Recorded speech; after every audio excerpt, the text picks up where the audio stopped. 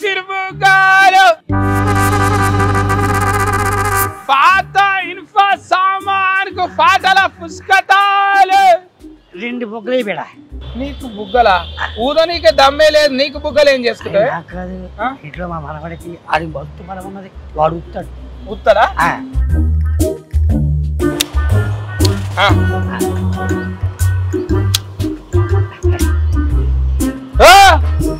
పైసలు ఇవ్వకుండా పోతావు పైసలు పైసలు ఎందుకు అరే మా ఊర్లో సిటీ కింద వాడు ఉన్నాడు ఇస్తాడు మాకు ఫిరీలు ఇస్తున్నాడు ఇవ్వడాడు ఈ చుట్టుపక్కల 4 ఊళ్ళో నేనే ఫేమస్ అమ్మ నీకే సిటీ కింద కూర్చుంటాడు ఓ చూడు పో నాకు ఫోటోకి వచ్చిందా ఇవ్వడాడు నాకు ఫోటోకి వస్తాడు చూస్తాను సంగతి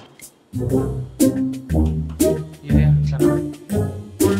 మాకు ఇది ఉన్నాయిగా లైట్లు కుర్చీలు ఉన్నాయి అడుగుతావు బుగ్గలు అమ్ముతున్నావు అంటే ఏం సంగతి నువ్వు బుగ్గలా నేను ఎందుకు అమ్ముతా బుగ్గలు పైసలు తీసుకోకుండా ఫ్రీలు ఇస్తున్నావు అంటే అమ్మితే నేను అమ్మాలి ఊళ్ళరా ఎవరు చెప్పిర్రు అరే కింద ముసలాయన అంటున్నాడు కింద ముసలాయన గాయట తెలియదు అనుకుంటున్నావా ఫ్రీలు ఎందుకు ఇస్తున్నావు నువ్వు అలవాటు నేర్పితే అవి బుగ్గలు కాదు ఒక్కసారి మీ చుట్టూ చూడండి ఇక్కడ దవాఖాన బొమ్మ ఉన్నది సైకిల్ పట్టుకొని అందులో వేసుకొని అమ్ముతున్నావా మీరు అమ్మాయి దగ్గర నేను ఎక్కడ అమ్ముతా కానీ ఇవన్నీ సినిమాలు సారు రాఘవేంద్రరావు సారు అరే తనకెళ్ళ బారింది సారు అందరు ఉన్నారు కానీ ఇంట్లో సినిమా నేను కూడా ఉన్నా చూడండి బాగున్నా కదా నువ్వు ఇక్కడ మళ్ళీ చేరా అమ్మ కొడుకో నువ్వా పాటలు వాడే మేడం కొడుకు కదా ఇది నీ పేరు ఏంటిది ఫుబస్తా అది ఉంటది ముందుగా లేనిది అది అది ఆకాశ్ ఉప్పు బస్తా ఉప్పు బస్తా ఆకాశ్ ఉప్పు బస్తా సర్నేమ్ ఉంటది కదా మమ్మీ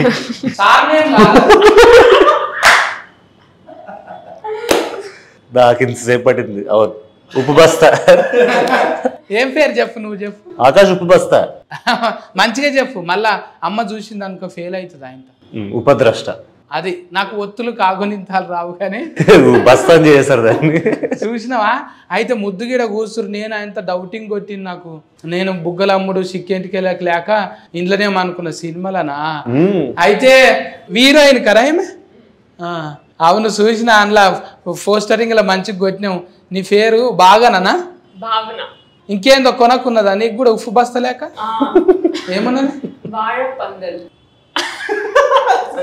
ఏం పందిరి వాళ్ళ పందిరా rolling it should be rolling నాకు వద్దది భావన అంటే చాలు ఇంకా డైరెక్టర్ పేరు అయితే పెద్దగానే ఉన్నది చూసిన నేను గంగనా మోనా శేఖర్ గంగన మోని అందరికి ఇవి కొన పేర్లు గమ్మతున్నాయి మీరు పెట్టిన పేర్లు గమ్మతున్నాయి ఆస్తుకు అట్లా కుదిరినాయి శేఖర్ అన్న చెప్పే నువ్వు చిన్నోనివో పెద్దోనివో కరెంటు తీగ లెక్క సన్నమే ఉన్నావు గానీ అది కూడా తీసినావు అంట కానీ పంచతంత్రం పంచతంత్ర కథలు అదేంటిది ఆంకమాలజా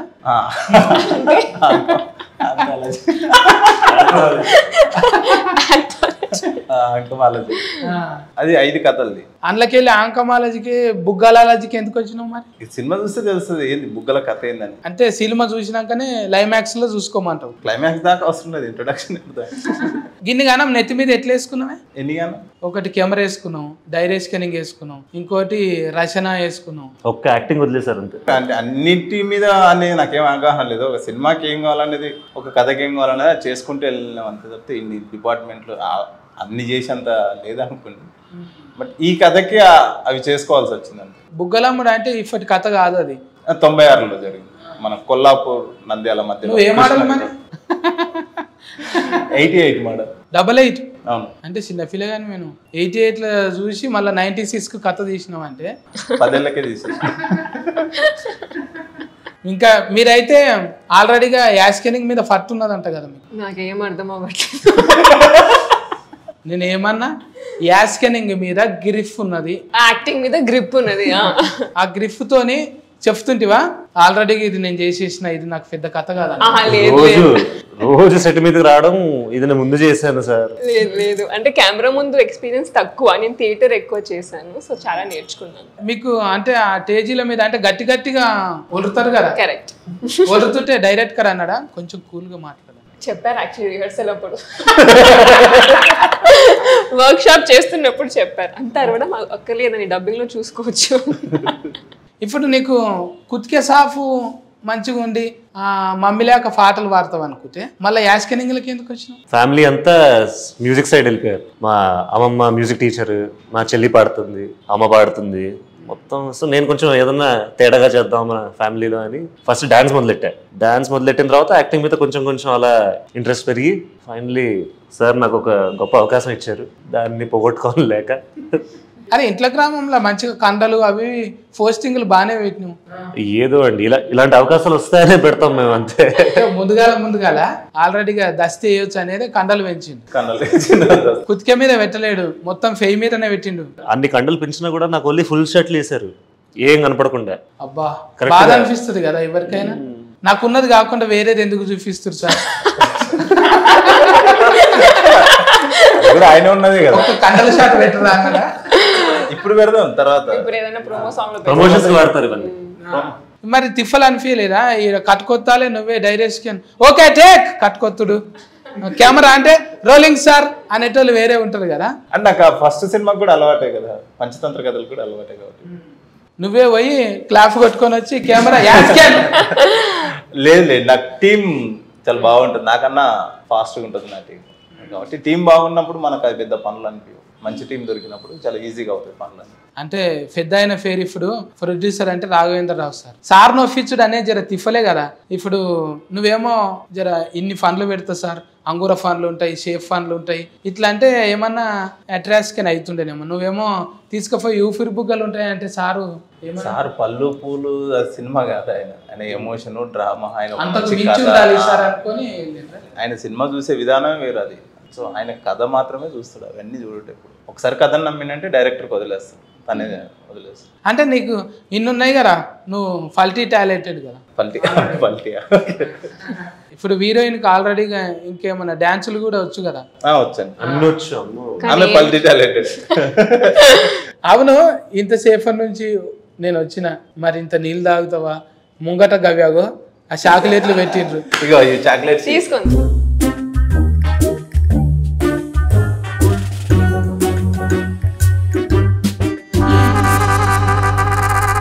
కెమెరా బంద్ చేయండి అన్న. గీలు అవ్వాలరా అమ్మో, ఇజ్జత్ పోతుంది నాకు.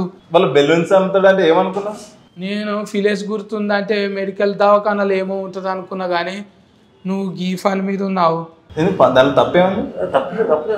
తప్పులేరా? తప్పు అనుకుంటాం మనం, అదే పెద్ద ప్రాబ్లం. ఏంది ప్రాబ్లం? అది పట్టుకున్నాక ఎట్లయితే తెలుసునా? ఎట్లయితుంది? చెయ్యి అంతా నరాలు గుజ్జుతాయి, నీకేమెరక? ఇది నాకు తెలిసిన వాళ్ళు చూడాలి, కానీ సత్తి 2-3 దినాల దాకా మాతో మాట్లాడకు నువ్వు అంటారు. అంత పెద్ద తప్ప అది? మరి కాదా? అదే సినిమా తప్పు అనుకుంటాం మనం, కానీ తప్పు కాదు, అన్నిటికంటే అవసరమైనది అది. 1996లో దాని అవసరం ఏంటి అనేది సినిమా. ఇక ఇదే ఫనా? ఇక ఊరందరికి ఇదే ఫనా? మాకేం పని లేదు.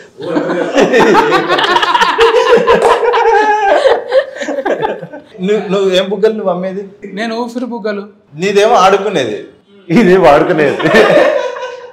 అమ్మా అంటే ఇవి ఒక్కోసారి లొల్లి అవుతుండే పోరగాళ్ళు వీటిల్లా బోరింగ్ కాడ నీళ్లు నింపుకొని మస్తు తన్నులు తింటుంటివి, చెప్పకూడదు కానీ బోరింగ్ కాడ నీళ్లు. చాలా మంది చేశారు అది, చాలా మంది చేశారు అది. దీని పుణ్యాన మీరు ఎన్నిసార్లు దెబ్బలు తిన్నారు? ఇప్పుడు చెప్పుడు అవసరం అంటావా? కెమెరాలు పెట్టి ఇంత మాట్లాడుకున్న తర్వాత కెమెరా అందుకే చిన్నప్పుడు అన్న, ఇప్పుడు పెట్టింది నేను అడగట్లేదు. ఇట్లా కెమెరాలు పెట్టి కాదన్న, ఇజ్జత్ అనిపిస్తుంది. అరే అది మంచి టాపికే అన్న, దాన్ని ఎందుకు మనం అంత భూతంలాగా చూడొద్దు? తింటున్నామంట మెడల్ వేసుకొని తిరుగుతాం, కనీసం జోబులలో పెట్టుకొని తిరగమని చెప్తున్నా. వాడుతున్నామంట వాట్సాప్ స్టేటస్ పెట్టమని. అయిపోయింది. ఒకప్పుడు బిత్తిరి సత్తి, ఇప్పుడు బికినీల సత్తి.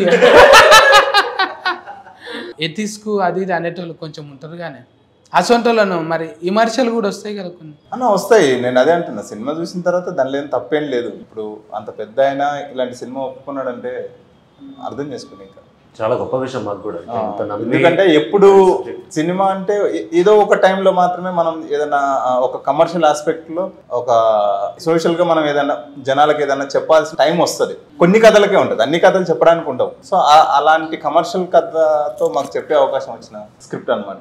సో అందుకే సార్ కూడా చాలా మంచి స్క్రిప్ట్ అని యాక్సెప్ట్ చేసి. ఇంకా నువ్వు సిగ్గు పడలేదా మరి? నీకు సిగ్గు అనిపించలేదా? లేదు సార్. కష్టం సార్, అది ఎక్స్పెక్ట్ చేయండి. వద్దు అమ్మకని చెప్పాను కానీ వినలేదు. నాకు నా లక్ష్యమే ముఖ్యం అని, నా పెళ్ళాం కంటే నా లక్ష్యం చాలా ఇంపార్టెంట్. అవి అమ్మితే నీకు కమిషన్ వస్తుందా? ఇట్లా కమిషన్ నేను డబ్బుల కోసం చేసామండి. కొంచెం అవగాహన పెంచుదామని. ఆ రోగం ఏంటి, అప్పుడు పరిస్థితులు ఏంటి, ఎందుకంటే అప్పుడు ఎవరికి అవగాహన లేదు, ఎవరికి ఆ మైండ్ సెట్ లేదు. ఇప్పుడు అదే టైటిలింగ్ కదా, నన్ను యాది పెట్టుకో లేకపోతే నిన్ను యాది మరుస్తారంటాను. బాగా రాశారు కదా, మంచిగా రాసినావు. డబ్బా మీద బోర్డు వేసుకొని తిరుగుతున్నాను. ఇప్పుడు సంబంధాలు అంటే ఎవరు చూస్తలేరు కదా, టూక్ వాడతారు ఎక్కువ.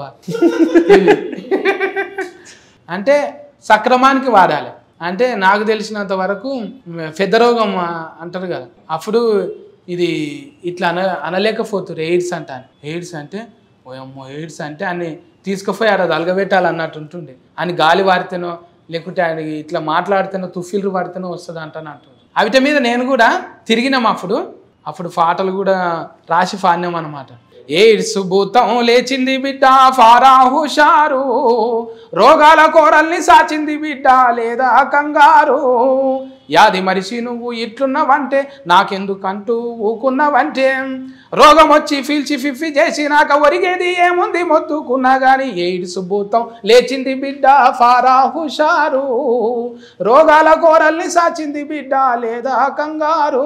మళ్ళీ అందులోనే మందులేని రోగం ఒకటి దాఫురించరన్న, ఆ మహమ్మారి పేరు ఎయిడ్స్ రోగం అంటారన్న, ఒక్ర బుద్ధి వ్యభిచారం వలలో నా జిక్కుకుంటే, ఒడ్డుకున్న చేపగతి గడ్డు కాలం వచ్చురన్న అంటాను. ఇట్లా పాటలు ముద్దుగా.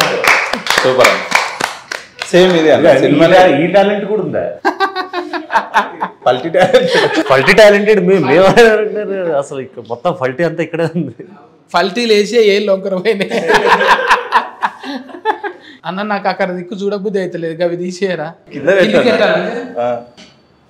ఈ ఫీలింగ్ తీసేయాలనే మా సినిమా వస్తుంది. ఈ ఇంటర్వ్యూ అయిపోయేలోపు మీరు జోబులు వేసుకొని పోయేలా. ఇంటర్వ్యూ కూడా మాఫటీలు వస్తుందా? మాఫటీ అంటే ఇది సమరం గారి ప్రోగ్రామ్ కాదన్నా, డైలీ వస్తుంది. రాత్రిపూట అందరూ అనుకున్నాక వస్తుంది ఆ ప్రోగ్రామ్ ఇది. నాకు ఏదో కొంచెం డౌటింగ్ కొడుతున్నా, నువ్వు అమ్మకు చెప్పినవా లేకపోతే నీ అంతలు నువ్వే ఇట్లా చేస్తున్నావా సినిమాలు? అయ్యో, అమ్మకు తెలియకుండా నేను ఏం చేయను, అన్ని అమ్మకు చెప్పే చేస్తాను. నేను అడిగొస్తే ఎందుకైనా మంచిది. అంటే నువ్వు డైరెక్టర్ అంటే రాఘవేంద్రరావు సార్ని అడుగుతా, మళ్ళా సునీత మేడంను కూడా అడుగుతా. ఏమని అడుగుతా అంటే ఇసొంటి నౌకరీ ఉన్న దాంట్లో ఫస్ట్ ఎందుకు పెట్టినామంట అని అడుగుతా. మీరు ఈయన ఉన్నాడు ఎక్కడ ఒక్కని. ఎప్పుడైతే ఆకాష్ నాకు యాక్టింగ్ అంటే చాలా ఇష్టం అని చెప్పాడు, ఒక్క క్షణం నేను కూడా కంగారు పడ్డాను. మనం పాడితే గిడితే పాటలు పాడాలి కానీ ఇదేందిరా యాష్. లేదు,